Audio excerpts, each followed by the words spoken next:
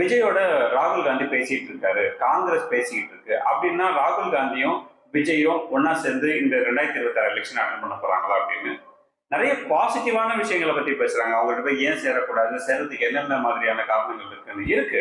சிறுபான்மையினர் ஓட்டு கிடைக்கிறதுக்கு வாய்ப்பு இருக்கு காங்கிரஸ்க்கு.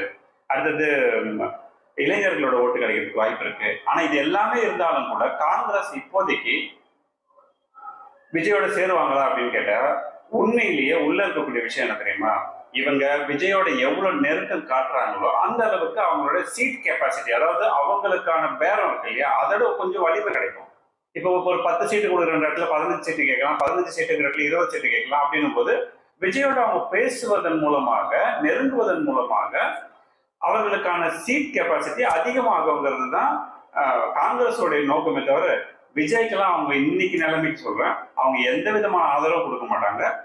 காங்கிரஸ் தனிச்சு இந்த 2026 போட்டிட்டா 2% ஓட்டு வருமாங்கிறதே டவுட். அந்த இடத்துல இவங்க தனியா வந்து இவங்க திமுகவோட இருக்கும் பொழுதுதான் அது ஒரு கெமிஸ்ட்ரியா ஒர்க் அவுட் ஆகி சிறுபான்மையினோட ஓட்டு இவங்களுக்கு இந்த கூட்டணி கிடைக்குதே தவிர நேரடியாக காங்கிரஸ்க்கு எந்த விதமான ஸ்ட்ரென்த்தும் கிடையாது.